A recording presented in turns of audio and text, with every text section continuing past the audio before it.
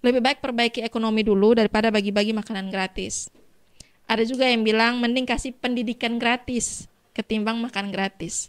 Menurut kakak, apakah ini bentuk resistensi politik atau kurangnya pemahaman publik? Kayak di SMP. Tidak bisa kepala sekolah itu cuci tangan. Mau saya tidak bertanggung, tidak bisa.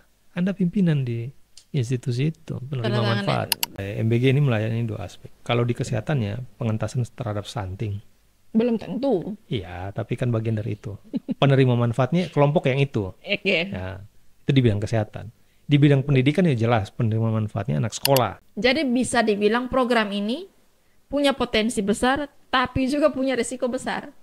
Menurut kakak bagaimana? Risiko tidak ada, tantangannya besar ya. Oke.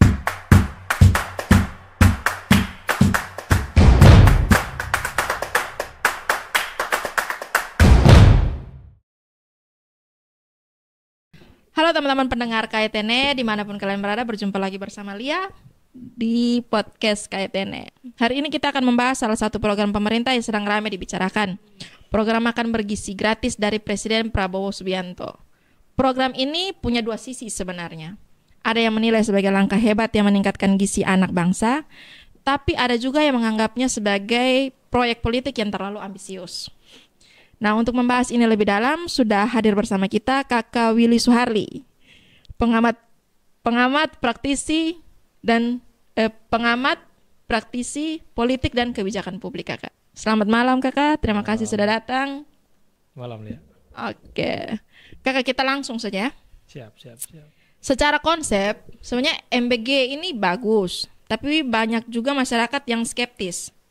Ada yang bilang ini janji politik yang sulit direalisasikan. Menurut Kak Willy sendiri bagaimana? Itu betul tidak tuh? Skeptis tidak? Skeptisnya masyarakat ini benar tidak nih? Janji politik yang sulit direalisasikan. Sulit direalisasikan.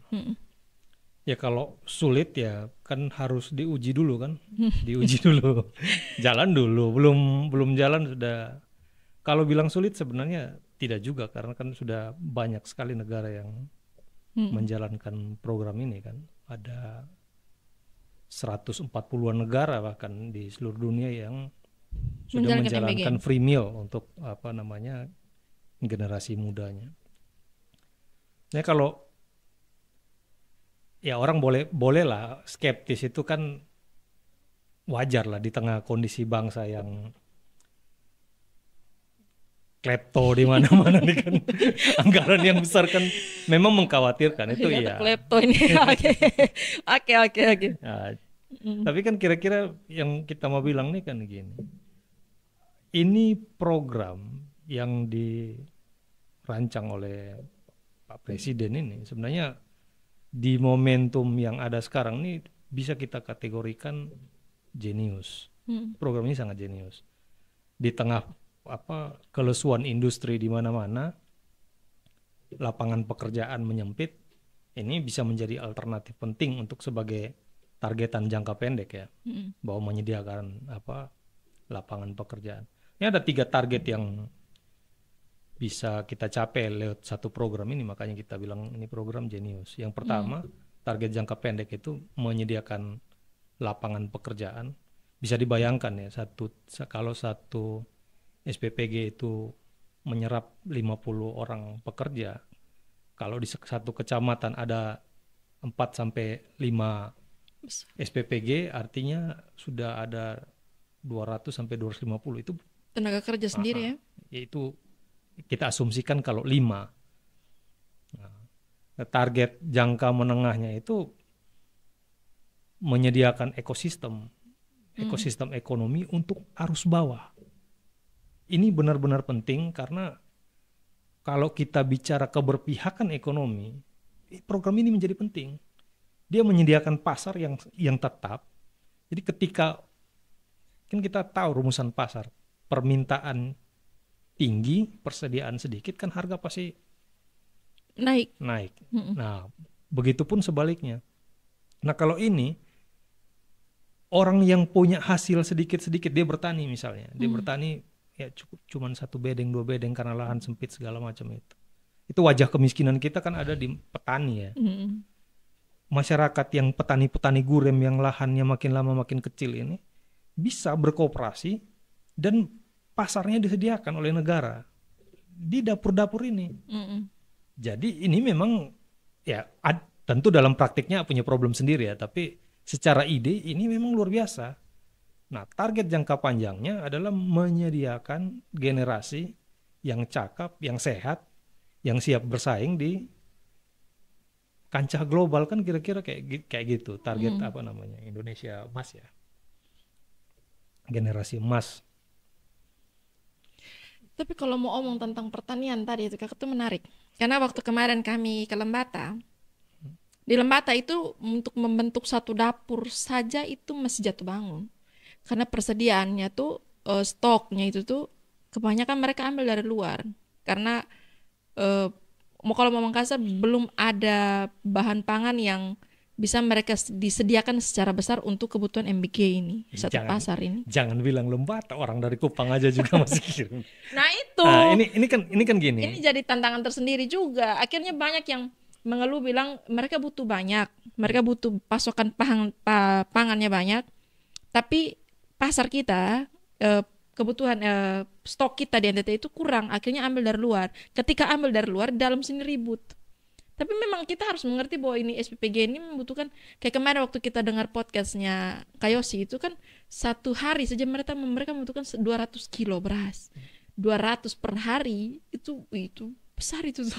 Ya, jadi, dan itu kayaknya NTT tidak sanggup deh, itu petani NTT mana sanggup satu hari 200 kilo. Kan yang distimulasi dulu pasarnya. Ketika pasar ini tersedia, petani kan mau berproduksi dia tidak takut lagi kemana dia harus menjual. Betul. Nah, ketika petani-petani ini kecil-kecil hasil produksinya, pasti akan kalah bersaing dengan skala pertanian yang besar. Bagaimana caranya? Berkooperasilah, ya kan? Terjauh di Koperasi Merah Putih. Ya, koperasi itu adalah salah satu instrumen penting untuk memang demikian. Betul. Makanya jenius ini dia tidak hanya bicara tentang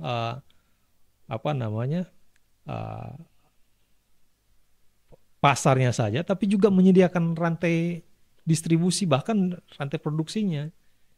Itu jadi tantangan tersendiri buat petani NTT sebenarnya. Bukan hanya di petaninya, di tingkatan pengelola kebijakan pun juga menjadi penting. Pemerintah harus mampu melihat ini sebagai, kita bayangkan nih, hari ini kan pemerintah ribut-ribut nih soal anggaran daerah yang dipangkas segala macam. Padahal ini kan ada dana masuk nih. Kalau petani kita tingkatkan produktivitasnya, uang ini kan muter di sini. Kalau tidak ditingkatkan kan uangnya keluar nih, dia harus beli lagi dari luar. Misalnya dari ini NTB nih yang kuat nih urusan pertanian nih, yang paling dekat ya, yang paling dekat tuh NTB sama Makassar. Tapi sebagian besar produk kita kan datangnya dari Jawa Timur, terutama telur ya. Padahal kalau ini mau dipadu-padankan dengan program-program yang lain, misalnya kita komplementer misalnya dengan program pengentasan kemiskinan lah. Kantung-kantung kemiskinan di perkotaan itu kita bisa tinggal kita petakan. Terus pemerintah lewat berbagai dinas-dinasnya itu bekerja sama, pasok modalnya langsung aja konkret nih, apa nih yang bisa di situ. Kalau lahannya yang tersedia tinggal yang masih bisa diberdayakan cuma tinggal 3 kali 4 misalnya, itu kan cukup untuk ayam petelur sampai dengan 50-an ekor, cukup 3 kali 4 itu.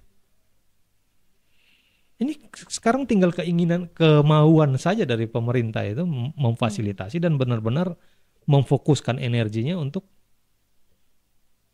mendapatkan benefit dari program ini kan untuk daerah. Kalau kita membiarkan program ini lewat begitu saja ya akhirnya seperti yang disimpulkan oleh beberapa orang juga terjadi elite capture, artinya ruang ekonomi yang seharusnya tersedia untuk masyarakat di bawah justru ini diambil alih oleh elit-elit yang punya modal skala besar. Misalnya hari ini ayam kan masuk dari luar semua. Iya. Terus seberapa besar sih kita mendapat manfaatnya dari program ini? Kecil karena petani kita. Kadang-kadang tuh saya berpikir begini, bisa tidak ya kalau misalkan kayak yang kecil-kecil ini nih dikumpul dalam satu tempat kayak koperasi itu tuh, dikumpul dalam satu tempat supaya yang kecil-kecil ini dikumpul dalam satu banyak, dikumpul dalam satu koperasi supaya SPPG ini nih ambil dari satu koperasi itu saja. Tapi ini kayaknya tidak jalan deh di bawah. Iya, Masing-masing jalan dia punya. iya. Jadi SPPG urus diri sendiri, cari pasok dari mana. Tapi punya untuk berpikir kerjasama supaya pastikan. bukan kita bela SPPG ya. Dalam hal ini SPPG tidak bisa disalahkan karena mereka harus memastikan rantai distribusi bahan bakunya itu selalu Harus tersedia. tersedia, ya. Nah, maka eh, mau itu pengusaha, mau itu koperasi, mau itu apapun, dia harus memastikan bahwa rantai distribusi ini terpenuhi setiap waktu. Setiap hari. Masuk Apa akal. namanya keberlanjutannya, sustainability-nya itu harus terpastikan. Nah, kalau koperasi kita belum mampu menjawab, ya, koperasi kita memang startnya agak terlambat ya, dari restrukturisasi, apa namanya, pendampingan bisnis asistansnya yang baru, ya memang masih banyak hal yang perlu dibenahi. Tapi menurut kita ini butuh fokus energi bersama untuk diurusi barang ini.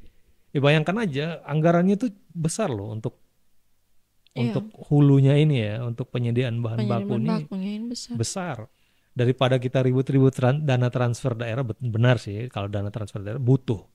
Tapi ini kan ada yang di depan mata nih yang bisa kita Maksudnya kalau mau dibilang juga program utama kan ini. Jadi ya. pasti lancar jaya sih dia punya dana. Tinggal dimanfaatkan saja, masuk tidak nih Itu ke kan anggarannya masyarakat jelas nih. kecil-kecil. Iya, Anggarannya jelas, sasarannya jelas, penerima manfaatnya jelas. jelas. Nah, tinggal di manage saja. Itu jadi tantangan tersendiri sebenarnya kakak. Karena banyak beberapa petani di bawah itu yang saya juga sampai berpikir kayaknya harus ada satu diskusi khusus sih sebenarnya. Ini nanti kaitannya buat kalau memang yang di belakang itu dia tidak jadi buat, saya buat nanti. Yang itu tidak jadi buat, saya buat. Saya berpikir kadang-kadang itu mesti ada satu forum diskusi penting tentang ini, pertanian ini. Pertanian, peternakan, terus dari Badan Ketahanan Pangan juga harus ada, dari BGN juga harus ada. Supaya bagaimana caranya supaya NTT ini berdikari lah untuk masalah pangan, kebutuhan stok pangan ini. Karena rugi kalau mereka ambil dari luar, ini kan kesian yang kecil-kecil di posisi, sedangkan mereka harus jual Ya, lagi. uangnya harusnya putar di sini malah Mau putarnya keluar keluar lagi, kan ya kan, kesian. sayang. Iya, kayak kemarin waktu kami di Lembata itu juga Bupati sempat mengeluh bahwa macam kayak ayam, dia harus ambil dari luar, sayur malah dia harus ambil dari luar, buah malah dia harus ambil dari pulau sebelah. Yang paling kelihatan tuh memang seperti yang kalau ikan di sini banyak ya. Kalau yang paling terlihat dari luar pasok itu satu daging ayam, telur, terus yang berikutnya itu buah. Iya. Karena memang buah juga kan Di varian sini buah kita kan juga tidak sedikit, terlalu banyak ya. baru Kan? tidak tahan kan. Paling pisang lah yang Paling paling. pisang. Nah, mau kasih makan orang punya anak pisang tiap hari juga kan juga tidak mungkin kan. Pasti diprotes juga. Kalau kita lihat media sosial kakak, itu banyak sekali yang komentar bilang lebih baik perbaiki ekonomi dulu daripada bagi-bagi makanan gratis. Ada juga yang bilang mending kasih pendidikan gratis ketimbang makan gratis. Menurut kakak, apakah ini bentuk resistensi politik atau kurangnya pemahaman publik? Ya kurang jelas-jelas deh. Kurang paham. Bukan jangan bukan kurang paham tapi gagal paham. Tidak. Lebih jahat itu. Kan gini nih. Bicara tadi apa tadi? Lebih baik bangun dulu ekonomi. Apa? Ekonomi, perbaiki ekonomi dulu. Ini kan bagian dari upaya perbaikan ekonomi. Perbaiki Ketika ekonomi ekosistem ekonomi arus bawah, non tambang segala macam ini nih, iya. non pariwisata. Tidak masuk dalam situ kan? Intinya ini nih benar-benar lapisan ekonomi yang benar-benar ada dalam. Kalau kita bilang wajah kemiskinan Indonesia itu adanya di mana sih? Wajah kemiskinan Indonesia ada di petani. Tanah petani yang dulunya luas, sekarang makin gurem. Nah, bahkan kalau datanya KPA tuh kan tinggal 0,3 hektar petani kita itu menguasai tanah yang benar-benar manfaatkan lahan pertanian. Makin lama makin kecil. Inilah bangkitkan ekonominya. Harus dikelola secara serius. Ini berarti jadi tantangan terbesarnya tuh di petani sebenarnya. ini petani. Tapi masalahnya kan kita juga harus realistis bahwa petani kita di bawah ini kan butuh Pasukan pasukan modal, modal. Itu pengetahuan. Kayak misalnya contoh nih ya, iya. contoh nih. Wortel kita dari TTS itu bagus sebenarnya. Hmm. Cuman kan petani kita nih kurang pengetahuan tentang bagaimana mengemas hasil panen sehingga satu bersih, dua menarik. Mm-mm. Nah, Ya, itu tantangan juga. orang kan dapur-dapur ini juga kan dia memikirkan di teknis pengelolaannya. Ini masing-masing punya tantangannya sendiri nih. Ya dapur akan memilih bahan yang sudah bersih, rapi, tertata, terukur, tinggal dia membersihkan sebentar bisa langsung diolah. Ketimbang petani kita ambil misalnya dari TTS yang belum benar-benar bersih, benar-benar tertata, terukur ukurannya, itu kan harus ada sekian banyak proses lagi yang dilalui. Nah ini penting memang mengedukasi di bawah, jadi ini harus simultan memang. Makanya bicara di hulu ya, pasokan bahan baku nih tanpa koperasi kita siap, Berat. memang berat memang. Ujung tombaknya memang ada di koperasi. Ya koperasi itu harus segera mungkin diakselerasikan. Harus memang orang-orang yang juga punya, yang mendampingi itu harus orang-orang yang memang punya apa namanya, punya perhatian yang serius di urusan pertanian. Karena kalau kita lihat ya, maaf nih, ada juga banyak salah paham juga soal koperasi ini. Salah paham mana? Iya, apa namanya, dalam pengelolaannya kan koperasi Apa? kayak gini nih, koperasi desa di bayangan kepala banyak orang, koperasi desa tuh menjadi agen gas, menjadi apotik, ya kan, menjadi agen penyalur pupuk. Itu pupuk penting karena berkaitan langsung dengan memangkas apa namanya, percaloan yang panjang ini Iya. supaya bisa diterima petani dengan harga yang murah, itu penting. Tapi keliru kalau mereka ini menjadikan koperasi sebagai retail, tempat memperdagangkan barang, memutus mata rantai perdagangan itu. Itu ada benarnya, tapi bukan itu intinya. Koperasi ini harus menjadi kekuatan produksi. Sejatinya ada di sana. Kalau koperasi gagal menjadi kekuatan produksi, tidak ada gunanya koperasi ini. Orang bisa berdagang dengan segala macam alat. Kalau ikut juklak juknisnya, SPPG itu harus membelinya itu ke BUMDes atau kalau tidak ke koperasi. BUMDes dan koperasinya siap tidak? Ya kan pada prakteknya kan kenyataannya kan belum siap. siap. Makanya melibatkan banyak pengusaha itu tidak bisa disalahkan. Karena memang alat yang ini belum siap. Nah, ini kita baru ngomong MBG ini dari satu sektornya aja, di hulunya aja nih, penyediaan bahan baku. Yang rame ini kan sebenarnya yang menyita energi publik ini justru sebenarnya di pengelolaannya kan. Iya. Yang ada keracunan Yang lah, ribut. ada inilah, ada itulah. Yang tadi soal rame di sosial media itu kan, soal Keracunan. ya keracunan, terus tanggapan apa namanya dari berbagai pihak, termasuk orang yang sebenarnya juga punya kompeten aja juga salah paham kan. Iya. Ada tuh anggota DPR provinsi yang menyarankan di media untuk apa namanya, program ini dihentikan saja, diserahkan uangnya ke Kalau mau ibu-ibu yang berhenti, mengelola. ya. Saya juga dulu berpikiran begitu sih.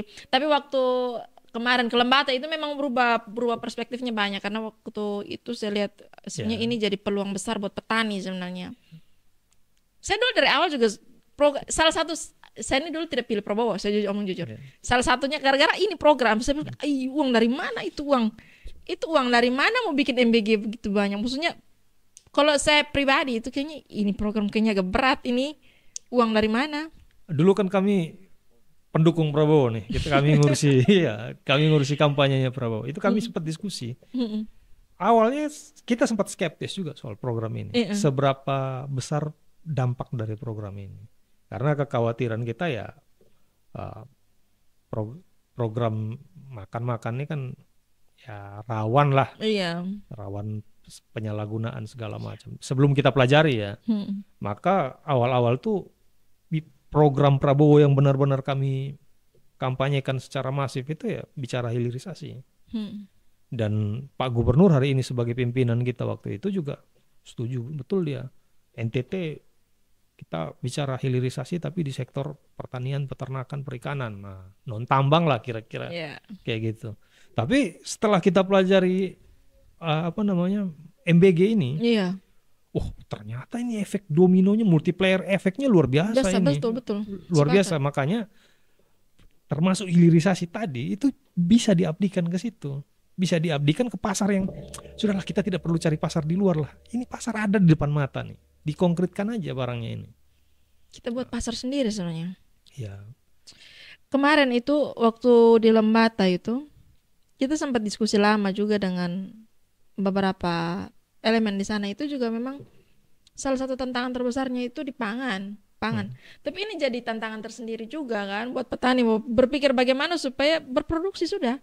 Ini pasarnya sudah ada kan. Nah sekarang ini masih ada yang masih singgung lebih baik kasih pendidikan gratis. Kalau kita menyambung kemarin dengan di Papua kan sempat dia mau ngomong tentang itu kan. Tapi kalau mau pendidikan gratis ini sudah dari dulu memang sudah gratis kan. Ya. Hanya pengelolaan di bawahnya aja yang tidak sampai gratis. Tapi sih pendidikan gratis sudah gratis sebenarnya. Pendidikan gratis. Jadi ini tiba-tiba flashback aja nih gara-gara Lia mention tadi soal pendidikan gratis. Dulu di awal tahun 2000-an, ketika kita masih jadi aktivis mahasiswa, kami tuh teriak di jalan soal menuntut pendidikan dan kesehatan gratis itu diketawain. Diketawain. Tanyalah kekasih hatimu itu, dia tahu itu. Itu kita diketawain orang. Hari ini orang-orang yang ya kakak-kakaan kita juga yang hari ini juga ada jadi pejabat teras di mana-mana juga. Kalau lihat kita sekarang kan suka goda-godain. Dulu kan kita meneriakan itu kan dianggap barang aneh. Tapi beberapa tahun kemudian, ada 10 tahun kemudian, sekitar 2009-2000 naik ke atas itu jadi kampanye semua orang. Iya. Semua calon anggota DPR bicara itu.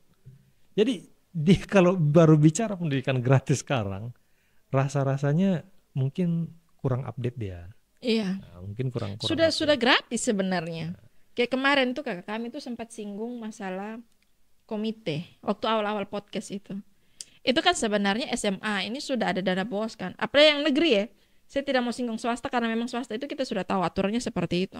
Tapi yang namanya sekolah negeri itu sudah gratis sebenarnya. Sudah ada dana BOS-nya.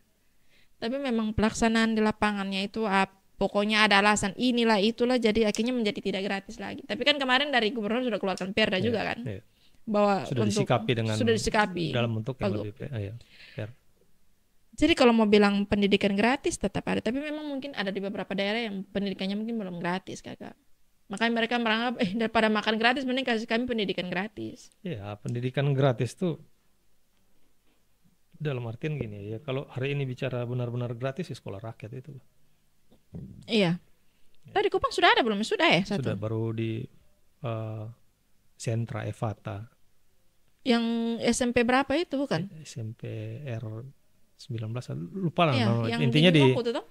Bukan di Mimoku, di depan di depan kantor bupati itu, sentra Evata. Kantor bupati? Kantor bupati Kabupaten Kupang. Sana? Ya. Jauh ya? Tapi kan besar, tempatnya besar. Kota Kupang belum?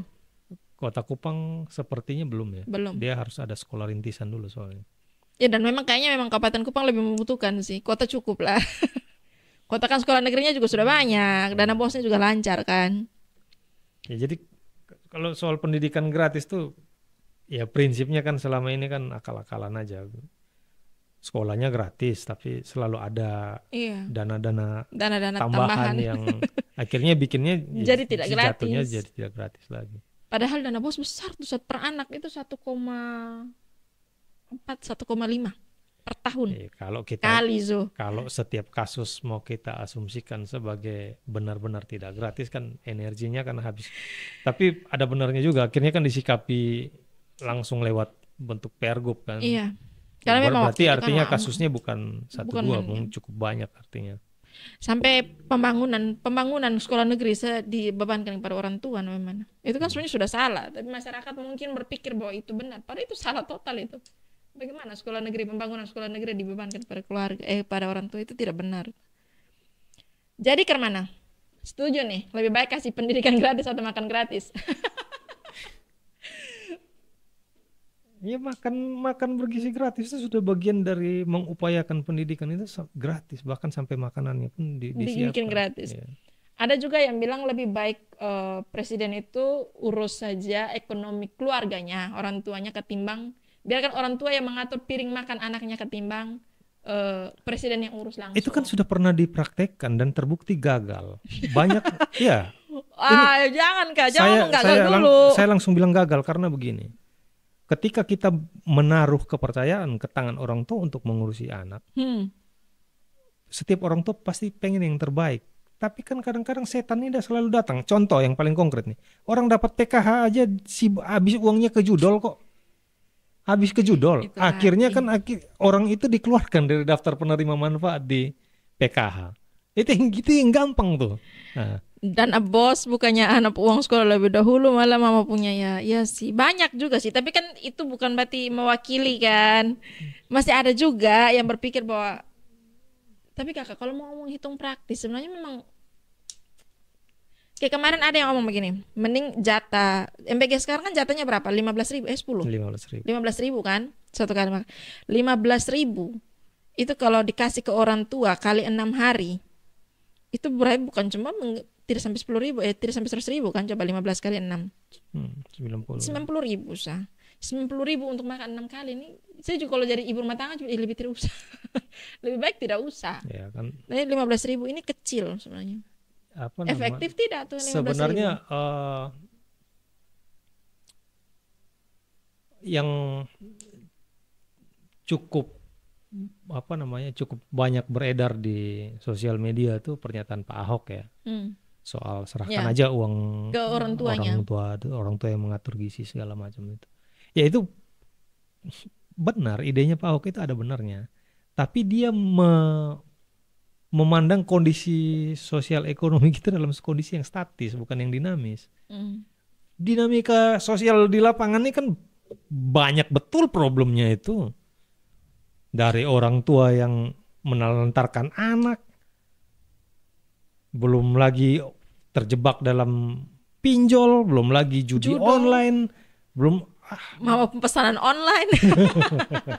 Makanya kan jadi pesanan online sudah tepat itu, program ini sudah tepat. Kalau kemarin yang ada salah satu usulan yang cukup masuk akal, tapi mungkin perlu dipertimbangkan lagi nanti itu kalau ada seandainya karena ada beberapa sekolah yang memang sudah mempraktekkan makan di sekolah.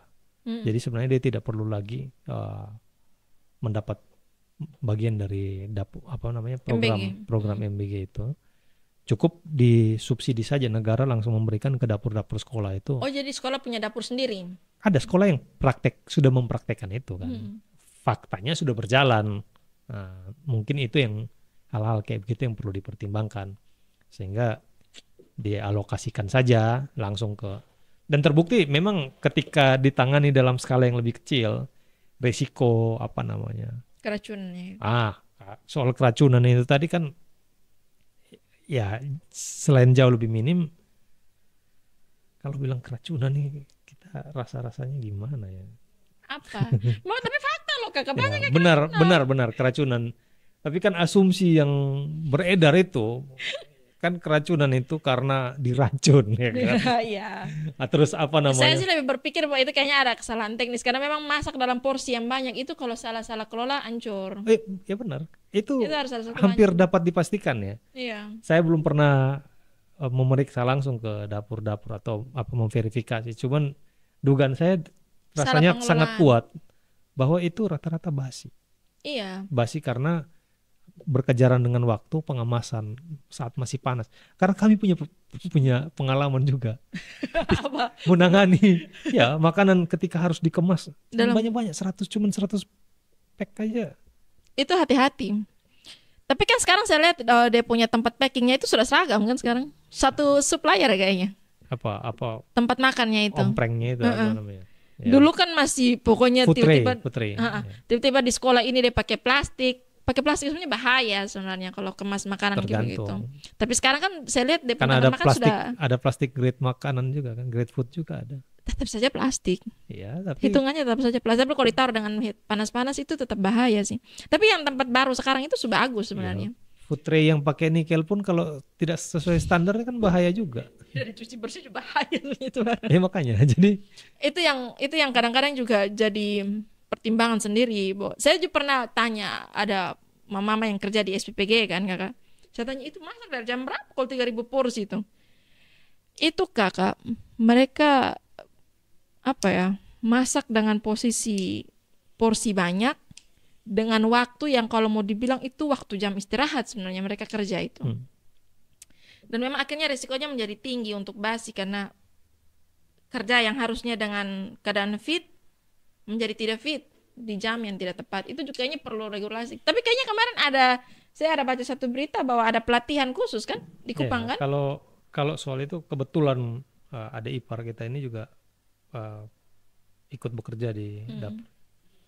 Memang dibagi shift yang menyiapkan bahan baku sendiri. Jadi beberapa shift itu ya tukang masak, tukang takar makanan itu tukang takar makanan. Oh berarti tidak yang 50 orang langsung sama-sama semua di situ.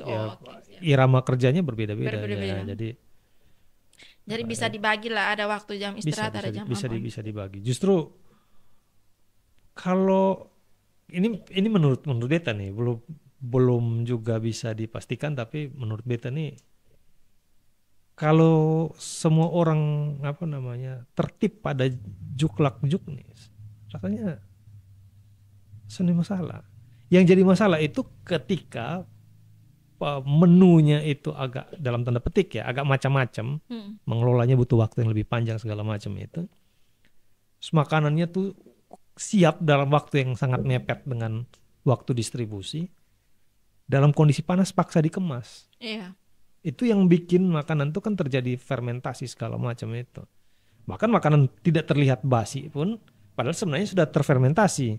Sehingga begitu dikonsumsi jadi masalah di perut. Kalau langsung terlihat sudah terfermentasi ya itu langsung bisa di-reject, langsung di-reject kan. Tapi ada yang tidak teridentifikasi ya malah jadi masalah. Kayak kasus kemarin SMP 8 itu kan memang banyak yang jadi korban kan anak-anak itu. Tapi saya pribadi bertanya, itu kan Pak itu dapur kan dia layani beberapa sekolah. Kenapa cuma SMP 8 yang kena? Ya itu tadi. Itu kan jam makannya. Iya. Pertanyaannya jadi banyak sekali variabel yang menentukan di keracunan itu. Iya. Kan kayak gini. Dapur itu melayani 3.000 sekian orang. Ya kan, satu dapur itu. Iya. Kasusnya cuma di SMP 8. Faktornya apa saja? Kenapa SMP 8 yang hanya keracunan? SMP 8 misalnya, kena, iya. Anak-anak itu selain konsumsi MBG, ada konsumsi apa? Itu kan kita harus menjadi variabel. Iya, pertimbangkan. Yang berikut, dia distribusi jam berapa, kemudian makan jam berapa? Berapa jam barang itu ditinggalkan sebelum dikonsumsi? Variabelnya banyak sekali, maka sudah tepat yang disampaikan oleh Pak Wali Kota itu. Kita tidak bisa menduga-duga. Kita tunggu saja lembaga yang berwenang BGN kan? Bukan kemarin BPOM. Ya BPOM yang melakukan memeriksa toh. Memeriksa ya sudah biar BPOM yang supaya lebih objektif memang sudah benar. Dalam hal ini siapa yang disalahkan? Ya semua pihak harus ikut bertanggung jawab. Ya. Harus ikut bertanggung jawab termasuk pemerintahnya. Oke, tadi ada di grup kita lah. Kita sampaikan bahwa ya jangan tunggu lama baru dievaluasi. Ketika barang ini ada masalah, sesegera mungkin dievaluasi. Karena program ini sangat bagus. Sayang kalau kemudian ada ketidakpercayaan publik terhadap program ini. Karena dibiarkan berlarut-larut, tidak segera dievaluasi. Tapi ya setahu kita evaluasinya cukup ketat ya belakangan ini. Bahkan kalau teman yang ngelola dapur bilang, waduh kita jadi nambah pekerjaan, jadi banyak nama alat tester kit lah segala macam. Jadi sekarang pas sebelum diatur tuh ada tester kit dulu. Iya. Ya, supaya apapun itu, programnya. apapun itu mekanisme yang disediakan untuk mengevaluasi program ini, evaluasi harus tetap berjalan. Karena kita menaruh harapan yang cukup besar di program ini. Yang pertama, lapangan tenaga kerja di tengah deindustrialisasi itu tersedia. Satu. Yang kedua, ekosistem pasar untuk rakyat arus bawah ini terfasilitasi, tersedia dan terfasilitasi. Yang berikut menyiapkan generasi yang jauh lebih maju ke depan ini, sehat segala macam itu. Kita pikir kita selama menjadi aktivis mahasiswa kan itu yang selalu kita teriakan, dan sebagai pendukung Pak Prabowo kita bangga lah. Coba lihat 1 tahun kemarin pidato, 1 tahun kepemimpinannya. Tidak ada mantra-mantra pembangunanisme, tidak ada. Pembangunannya semua berfokus pada pembangunan sumber daya manusia, bukan infrastruktur. Maaf ya, di rejim sebelum-sebelumnya kan infrastruktur memang menjadi ini kan. Mau dari zaman Pak Harto, zaman SBY juga lewat MP3EI, terus zaman Pak Jokowi. Ya bukan berarti infrastruktur tidak penting, bukan. Temanya sudah jor-joran di presiden sebelumnya kan. Tinggal kita pembangunan SDM sekarang. Ya. Justru harusnya kan bangun dulu sumber daya manusianya, baru bangun fisiknya kan. Iya, sekarang kita terlanjur fisik lebih dahulu kan. Fisik sudah jor-joran, sekarang lagi kejar yang bermasalahnya. Tinggal dievaluasi aja. Sekarang kalau kita tinjau dari sisi kebijakan publik, Kakak, tantangan terbesar MBG ini ada, kalau yang saya pikir, mungkin Kakak bisa tambah juga, mungkin ada 3 tantangan utamanya. Salah satu yang pertama itu koordinasi lintas sektor, karena dia melibatkan banyak kementerian. Kita mulai dari satu itu dulu. Menurut Kakak bagaimana tantangan itu? Ya benar. Dia melibatkan banyak kementerian. Banyak, kan? Sangat banyak. Misalnya di instrumen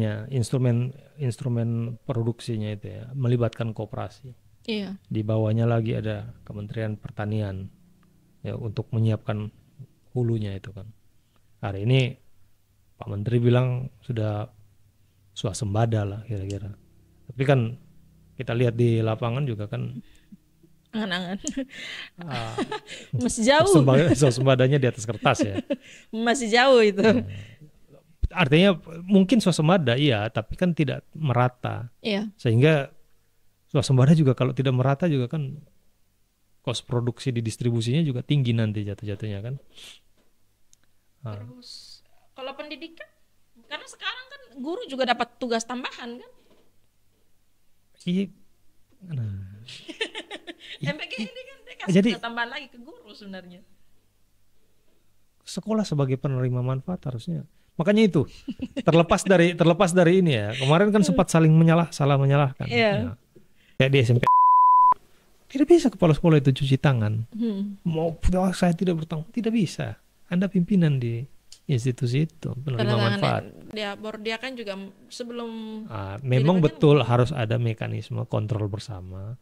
Jangan juga pihak-pihak tertentu arogan terhadap sekolah sebagai penerima manfaat. Lu terima aja kan itu juga tidak bagus. Kalau pernyataan kepala sekolah itu kan mereka ditekan lah oleh kelompok yang lain katanya.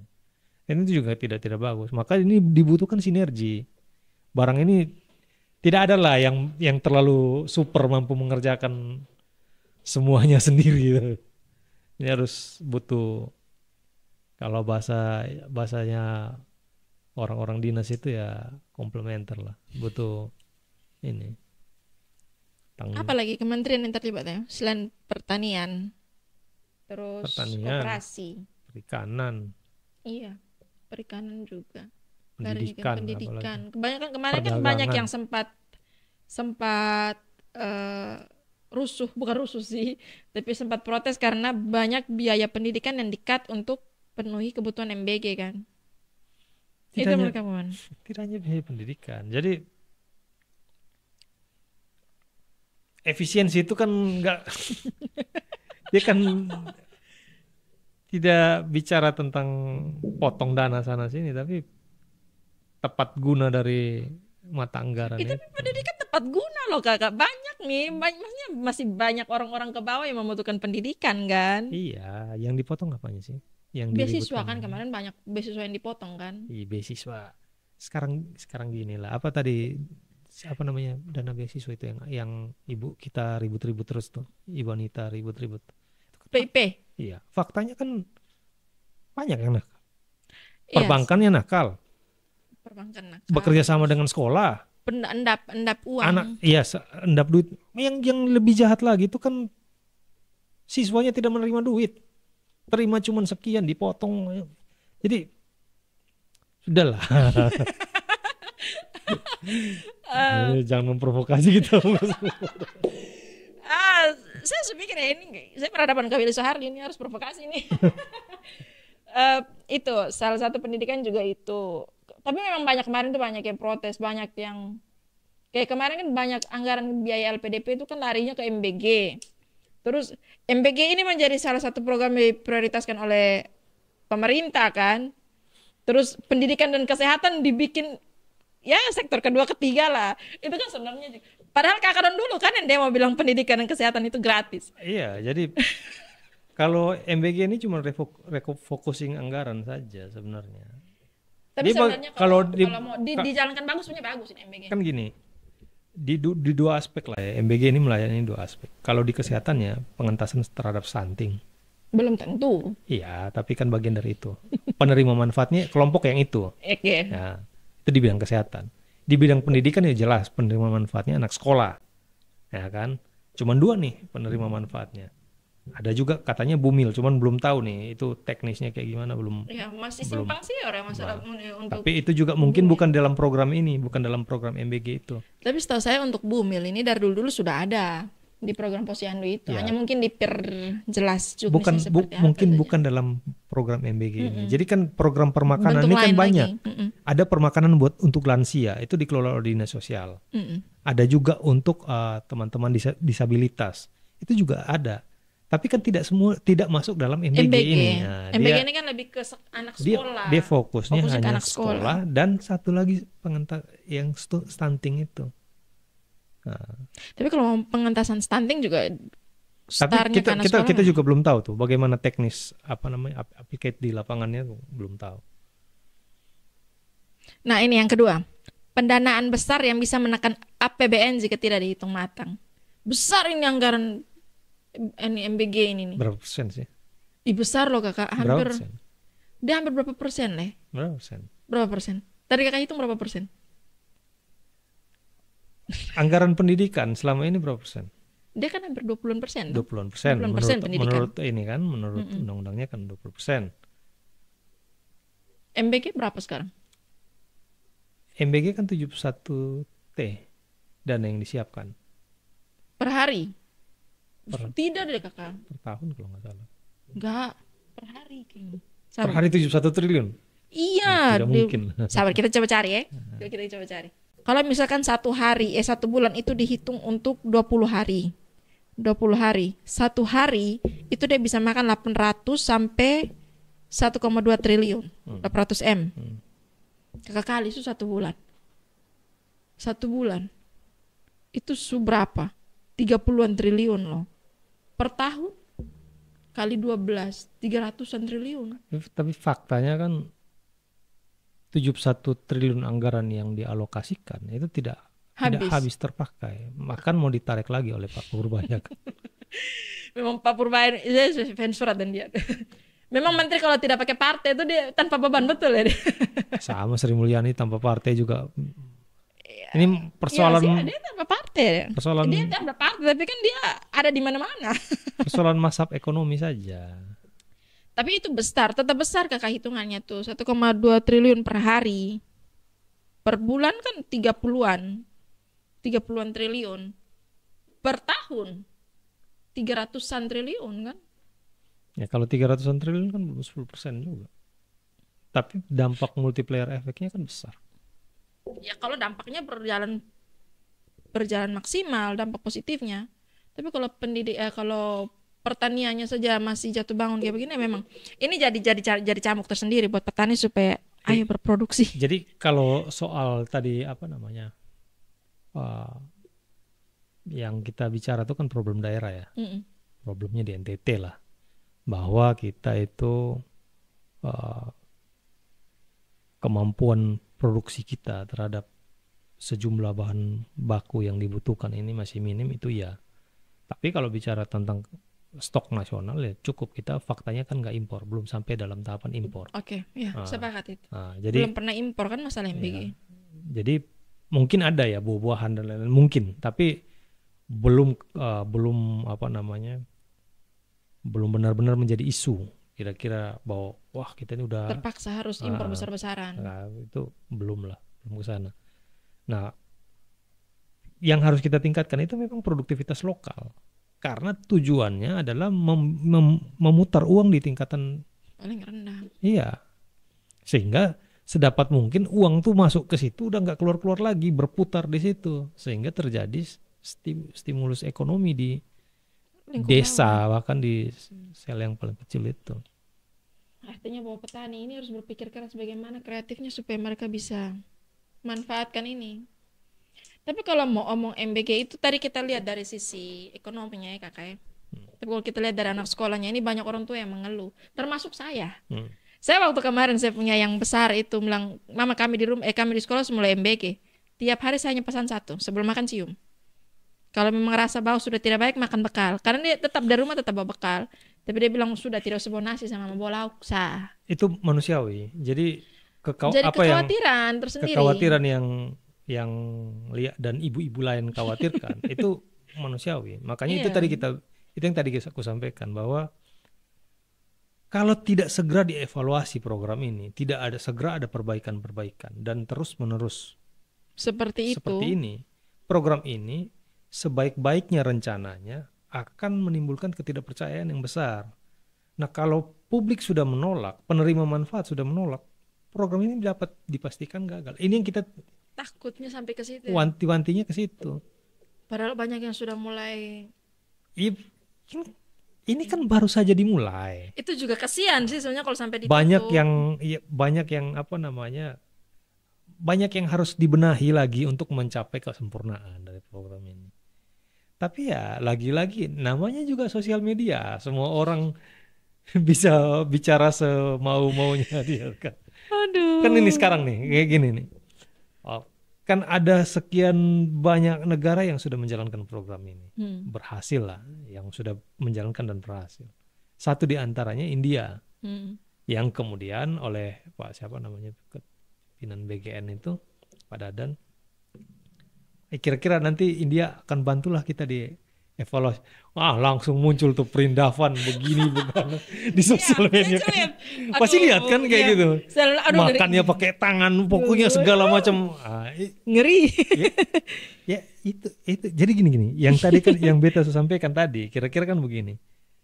Di tingkatan DPR-nya saja, maaf tanpa bermaksud menyinggung ya. Ada anggota DPR yang memang salah paham terhadap program ini, yang menyatakan sudah lebih baik serahin aja ke orang tua begini. Tapi kalau orang tua kasih ke orang tua juga kita pusing sih, 90.000 satu minggu ini mau masak apa? Ya tidak. Maksudnya ini beta hanya mau menyampaikan bahwa orang yang di tataran pengambil kebijakan Berpikir yang bisa mengevaluasi langsung, yang sebenarnya diperkaya oleh data, diperkaya oleh konsep yang utuh, memahami konsep yang utuh, diperkaya oleh data, seharusnya tidak dapat mengambil kesimpulan yang seperti itu. Itu saja berkesimpulan yang demikian. Apalagi ibu-ibu yang tadi dia bilang tadi. Apalagi masyarakat. Ya khawatir pastilah, cemas lah. Anak-anaknya pergi sekolah baik-baik, pulangnya di rumah sakit. Ya cemas lah. Pasti cemas. Iya. Kayak kemarin betul itu ya, masalah perindavan itu tuh, aduh ini dari India lagi. Itu tidak lagi. Aduh stop deh. Bukan berarti menyimak. Mudah-mudahan ini podcast tidak sampai di India. Amin. Tapi maksudnya kan kita sudah lihat kan referensinya seperti apa. Bukan bermaksud, kan kita tidak bermaksud menghina. Iya. Tapi kan memang ada tradisi-tradisi yang apa namanya, menggunakan tangan itu buat mereka kan tidak ada masalah, tapi buat orang tapi tidak deh. Cukup ya itu untuk mereka, tapi jangan baru datang masuk Indonesia please, jangan. Aduh Tuhan. Tidak lah, itu kan framing. Itu jelas-jelas kan framing sebenarnya. Iya sih. Nah ini yang ketiga, tepat sasaran. Jangan sampai salah target penerima manfaat. Ini juga jadi isu tersendiri masalah BGN, MBG ini. Kemarin kan ada satu sekolah elit yang menolak kan. Sebut aja langsung, boleh tidak sebut merek di sini. Bukan. Itu sekolah kayaknya di Jakarta deh. Sekolah elit. Di Kupang sini juga ada kan. Ada, di Kupang ada. Sekolah elit. Karena sekolah itu faktanya dia sudah memberikan makanan di sini. Oh, oke, dia punya dapur sendiri. Jadi kita terus sebut merek lah. Mm-mm. Jadi maksudnya gini, soal apa tadi? Penerima manfaat Kenapa? tepat sasaran atau tidak? Iya, masalah tepat sasaran atau tidak itu memang problematik memang. Sebenarnya harusnya program ini di tahapan awal harusnya difokuskan ke daerah kantung-kantung kemiskinan. Mm-mm. Itu harusnya demikian. Tapi sekali lagi banyak sekali problem yang Buat akan akhirnya di daerah belum siap. Ya, contoh tadi Lia bilang tadi lembata, Mm. akses sumber bahan baku segala Iya. macam. Akhirnya di NTT kan mulai duluan di Kota Kupang nih. Tes dulu di Kota Nah, Kupang. Terus Baru di Kota Kupang. SPPG ini kan kalau tidak salah dia punya dapur ini kan fasilitas dapurnya itu tuh agak kompleks ya. Kayak tempat masaknya, tempat taruh bahannya itu kan minta maaf tapi membutuhkan listrik tinggi itu kayaknya. Ya, jadi memang dapur tuh punya standarisasi. Iya, dia punya standar tersendiri. Nah, kalau tahapan awal di Juklak itu kita sempat baca, mereka bahkan sudah mendesain bentuknya segala macam, termasuk kebutuhannya apa namanya, tempat penyimpanan basah, tempat penyimpanan kering, tempat mencuci segala macam lah. Nah, tapi dalam prakteknya itu kan tidak harus benar-benar sesuai desain. Yang penting apa namanya, alur masuk keluar itu sesuai dengan kondisi lahan lah. Nah, jadi kalau lahan menghadap ke sini semua tapi ternyata bisa model L gini untuk keluar, kan intinya itu tergantung teknis lokasi banget lah itu. Yang paling penting semua kebutuhan dalam apa namanya, dalam dari menyiapkan bahan baku sampai dengan distribusi alurnya lancar, kan intinya di situ. Tapi kalau salah target penerima manfaat ini kira-kira butuh berapa waktu, berapa lama supaya semua bisa merasakan itu? Kira-kira dari kakak bisa analisa. Kalau target penerima manfaat yang tepat sebenarnya kan justru di daerah-daerah yang sifatnya terluar nih. Iya. Nah, hari ini kan memang energinya lari ke sana semua nih, ke daerah 3T. Tapi kan lagi-lagi itu problemnya, bahwa keterbatasan bahan baku segala Tapi kan macam. bukan berarti kita harus terus bergantung karena masalah keterbatasan itu. Tentu harus diperbarui semuanya. Apa dari hulu sampai tenaga pengolahnya kan harus disediakan, harus dipersiapkan. Bukan berarti kita karena ada masalah begitu ditinggalkan, tidak. Tetap harus berpikir bahkan bagaimana solusinya untuk seperti apa. akses permodalannya, jadi orang membangun dapur tuh kan bahasa ininya kan berinvestasi dia. Menyiapkan lahan, membangun bangunan, menyiapkan semua kebutuhan masak memasak, food tray-nya, belum lagi mobil untuk distribusi, segala macam perangkat yang ada di situ kan memang orang berinvestasi di situ. Bahkan kalau di dalam kondisi yang sekarang daerah 3T itu, kalau di daerah sini tidak mampu lagi ada pengusaha yang mau, didatangkan dari luar. Ya memang sudah dibuat lebih cepat untuk ke daerah 3T itu. Apa namanya, penerima manfaat yang lebih apa tadi? Tepat sasaran ya?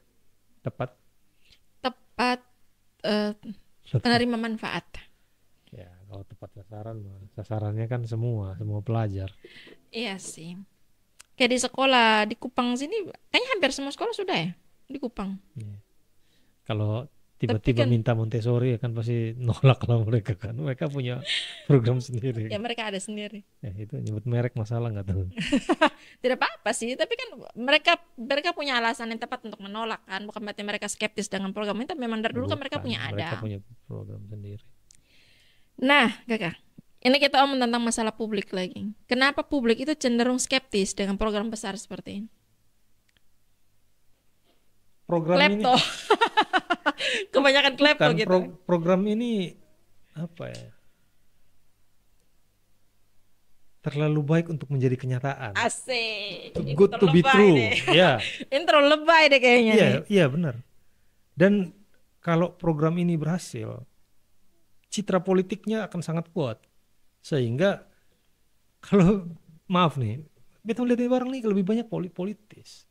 Bahkan coba nanti bisa di googling.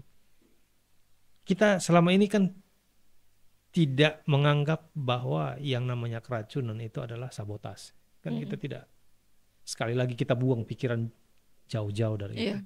Tapi faktanya, coba dicek lagi ada pemberitaannya. Ditemukan bahwa ada indikasi kuat ada sabotase, makanan ditarik semua oleh SPPG, itu ditarik semua. Karena oleh CCTV dipantau ada, itu kan terjadi. Ada, pemberitanya ada. Coba dicari. Jadi maksudnya gini, di tengah upaya banyak orang, banyak tangan yang berupaya untuk program ini berjalan dengan baik ternyata ada juga yang tidak menginginkan ini berhasil. Nah, bahkan sejak awal pun program ini baru memulai aja ada yang pengen amputasi sejak dini kan, termasuk menyarankan maaf nih, nanti sok bijak lah kasih ke orang tua begini begana. Jangan dong. Iya, betul. Kita Waktu dia omong itu juga saya bilang iya sih kasih orang tua. Tapi saya pikir-pikir 15.000 kasih orang tua, kita masak apa? Pusing juga sebenarnya kalau cari kasih ke orang tua. Belum lagi kalau syukur-syukur orang tua itu manfaatkan uang itu dengan benar. Ya itu ya. Tapi terlepas dari itu ya, terlepas dari segala macam tindak tanduk sosial yang berlaku di lingkungan masing-masing. Ini kan bukan hanya sekedar bicara kasih makan orang.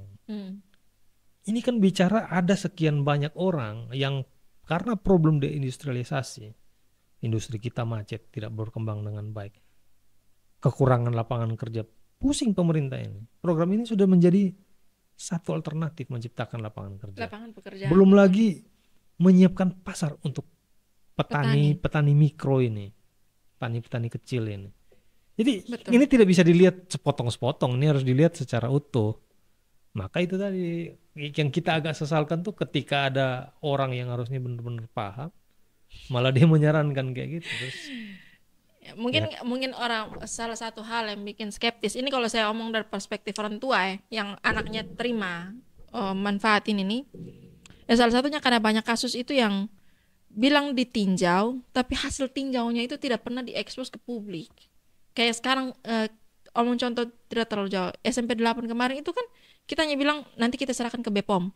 Tapi sampai sekarang BPOM punya hasil seperti apa kan tidak pernah belum ada publikasi. Itu akhirnya jadi orang tua aja berpikir ini bagaimana? Coba kalau sananya dipublikasikan, hasil evaluasinya itu dilemparkan ke publik supaya publik tahu.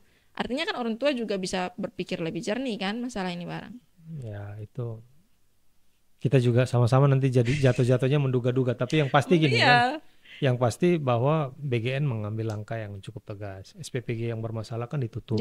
Ya. Ada di Kupang ada yang sudah pernah ditutup. Kurang tahu ya, tapi secara pemberitaan kan ada. Demikian. Kita tidak bisa pantau satu persatu SPPG. Banyak banyak sekali. Tapi ini jadi peluang ketika juga, ada pernyataan-pernyataan yang tegas terhadap itu kan bentuk evaluasi sebenarnya kan. Berarti kita melihat bahwa di setiap langkah Badan Gizi Nasional ini terus dia memperbaiki kinerja untuk hasil yang lebih baik. Kan kira-kira itu yang paling dibutuhkan kan. Iya. Nah, soal kekhawatiran orang tua itu ya kita memang efek sampingnya. Mau tidak mau kita harus itu yang harus kita hadapi. Makanya sedapat mungkin begitu ada masalah periksa, evaluasi, perbaiki untuk mendapatkan hasil yang lebih baik sehingga kepercayaan kan orang-orang juga khawatir juga ini kita berani misalnya buka kolam lele ini tutup nggak ini program MBG ini jangan-jangan cara lele habis itu mau jual pusing ya kan? Itu juga itu pengeluhan itu saya pernah dengar dari salah satu ada teman lah yang dia punya SPPG bilang ini kita sudah bangun besar-besar mau tiba-tiba tutup. Jadi, itu resiko berbisnis. Jadi kita kan banyak mendengar dari teman-teman kita yang pelaku ya, orang-orang yang mengerjakan itu, ada yang pengambil kebijakannya. Orang-orang yang mengeluh tentang program itu dirasa tidak baik juga kan banyak. Ya semua tuh kan informasi ini kan tidak merata. Jadi tugas kita ya berbagilah informasi supaya informasi itu cukup berimbang. Orang juga tidak serta-merta. Memang wajar orang tua takut. Ya orang anaknya dikasih sekolah, Iya. tiba-tiba pulangnya bukan ini malah jemput ke rumah Rumah sakit ya. sakit. Ya. Dipanggil ke rumah sakit lagi. Iya kan. Itu jadi kekhawatiran tersendiri. Tapi sebenarnya kalau program ini jalan, ini kan kalau saya mau ambil kesimpulan dari yang kita omong dari tadi ini kan, kalau seandainya program ini jalan baik, artinya punya efek yang baik juga buat petani, buat jadi efek yang baik juga buat sekian banyak lapangan pekerjaan yang bisa disediakan ke orang-orang.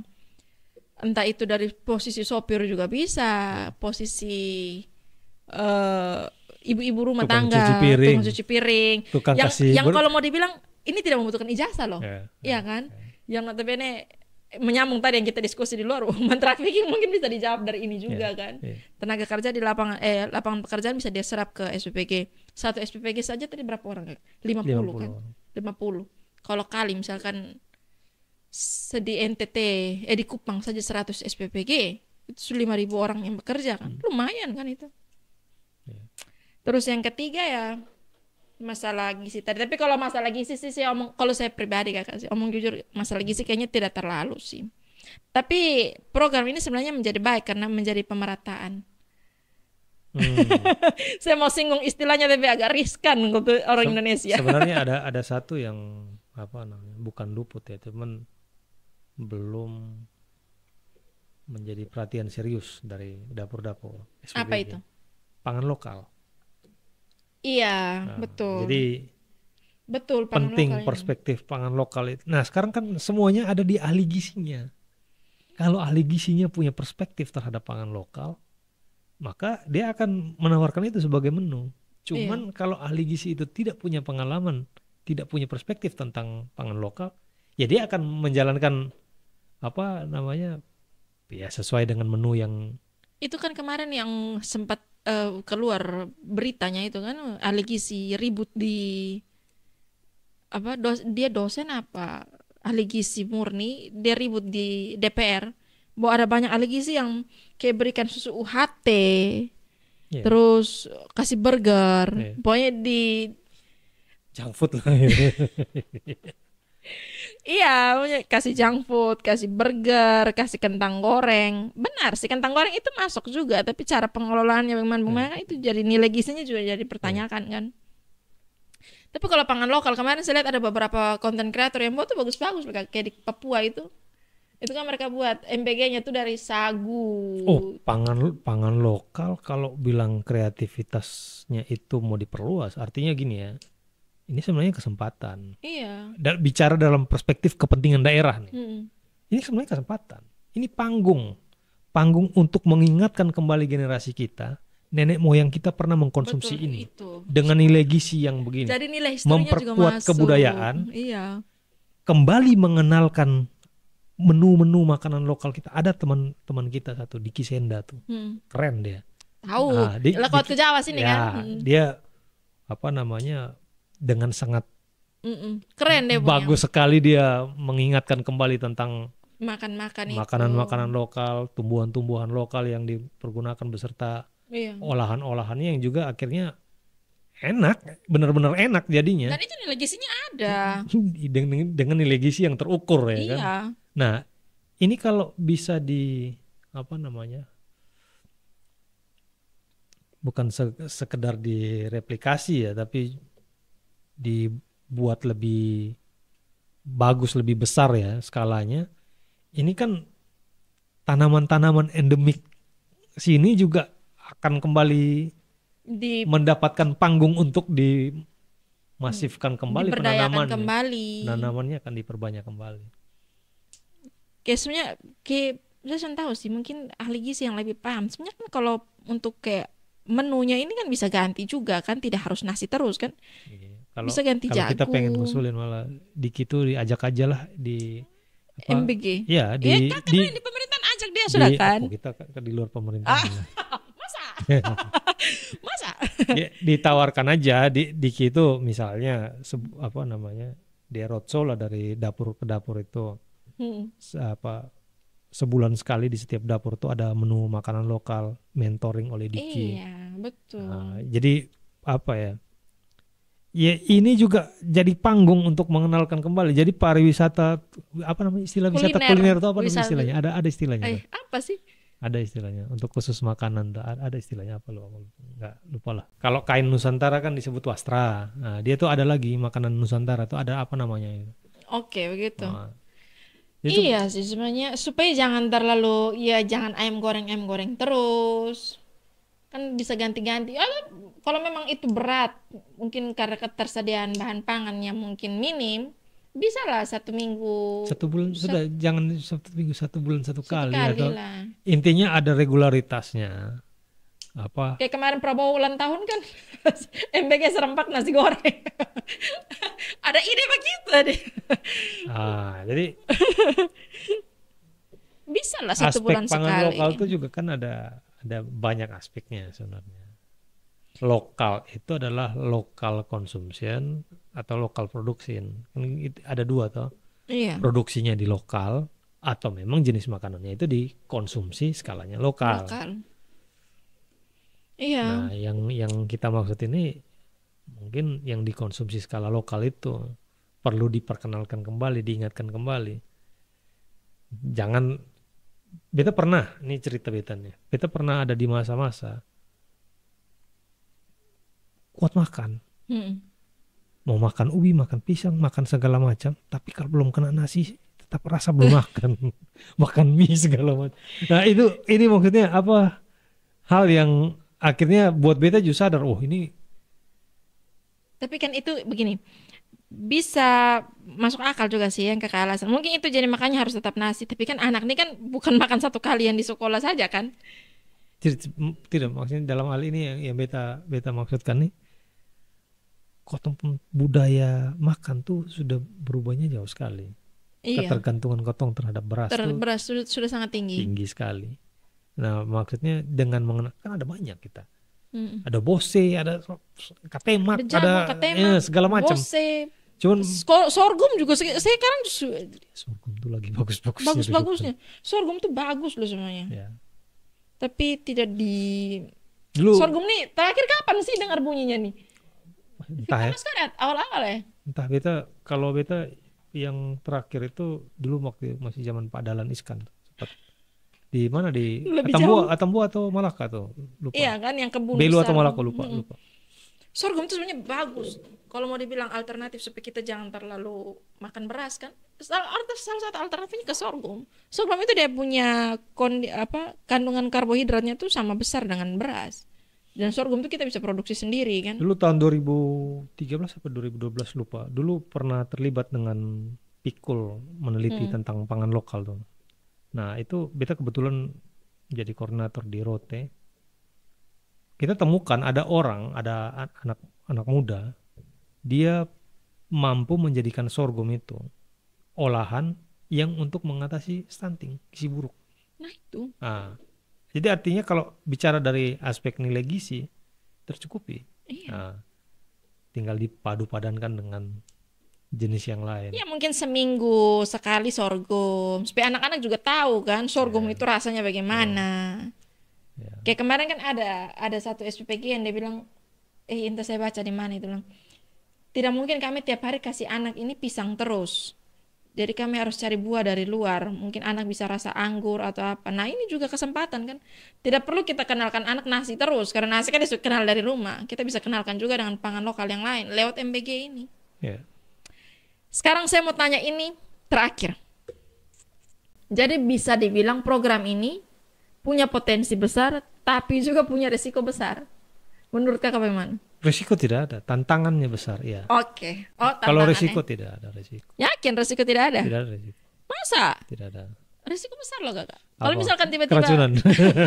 keracunan terus dia harus ditutup, karena sudah Ya. mulai banyak masyarakat. Apalagi kemarin dengan beberapa statement pemerintah yang bilang hanya dari sekian banyak penerima manfaat, kayaknya presiden sendiri ngomong kan, dari sekian banyak penerima manfaat hanya 5.000.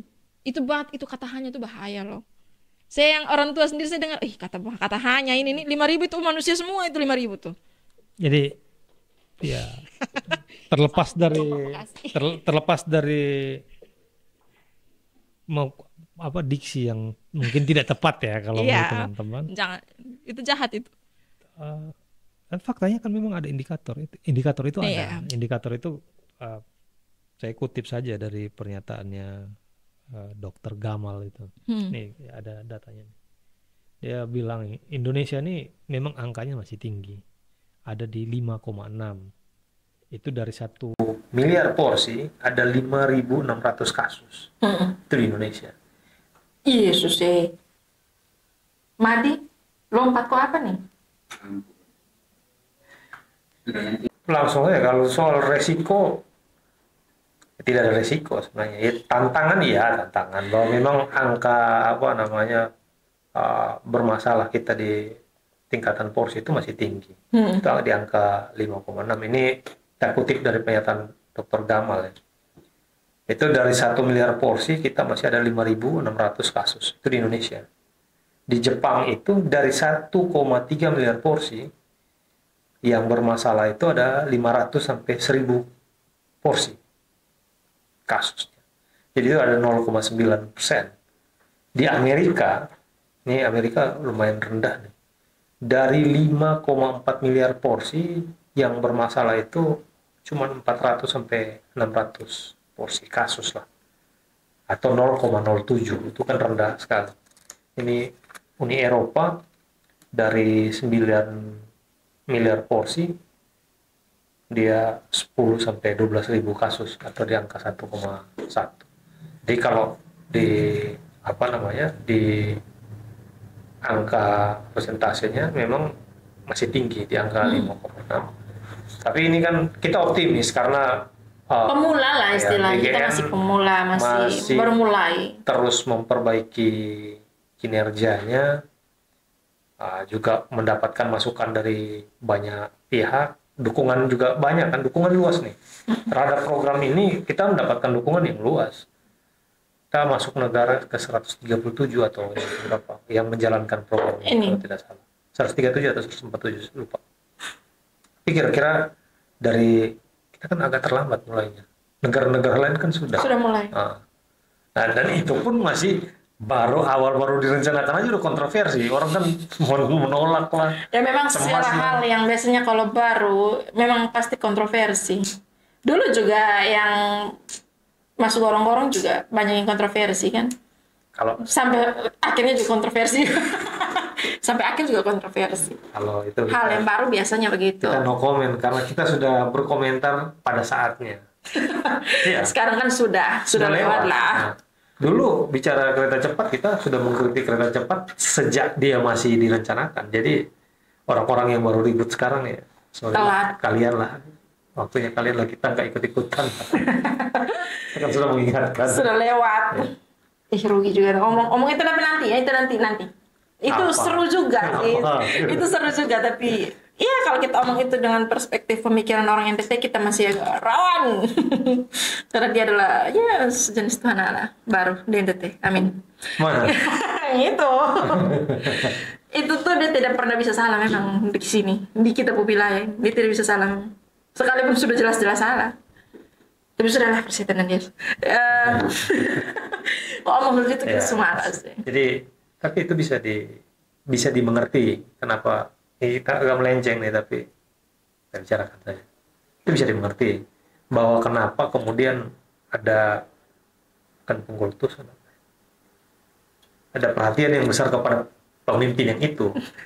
Karena memang selama ini Indonesia Timur tuh sampai di tahap dia selalu dianaktirikan, sehingga ketika perhatiannya dia banyak ke Indonesia kita dia merasa dia yang benar-benar kehadiran negara itu diwakili oleh beliau. Jadi tidak bisa disalahkan, kita kritik, bisa dipahami. Iya sih, makanya saya kritik gue bilang, lu ini macam iya, beta kritik, tapi beta jangan salah, 2019, 2024 beta suara buat dia loh. 2014 dan 2019 beta suara buat dia, tapi bukan berarti dia benar, dia salah terus beta bilang benar, kan tidak. Nggak mungkin. Tapi ini sebenarnya nyawa ya, tidak ada kaitan MPG. Dia tidak ada kaitan MPG. Jadi kami ini terima kasih atas pandangan yang sangat mencerahkan teman-teman pendengar. Program makan bergizi gratis ini kalau saya mau ambil kesimpulan, program MBG atau makan bergizi gratis ini bukan hanya soal makanan, tapi juga soal masa depan bangsa. Apakah ini akan jadi gebrakan besar atau sekedar gimmick politik, itu tergantung dari pelaksanaan dan evaluasinya tadi yang kita bahas. Mungkin itu sekian dulu dari kami. Saya Lia dari podcast. Hampir lupa. Tiap kali hampir lupa. Kakak dari KTN ada kenang-kenangan buat kakak? Oke, terima kasih. Mudah-mudahan jangan bosan-bosan kalau kami undang lagi, datang lagi ke sini. Siap, siap. Cerita-cerita lagi. Ya ngobrol-ngobrol. Isunya apa lagi nih? Ya lah gitu, siapa tahu nanti mungkin bus lagi. Kita bahas bus lagi. Jadi saya Lia dari KTN pamit, sampai jumpa di episode berikutnya.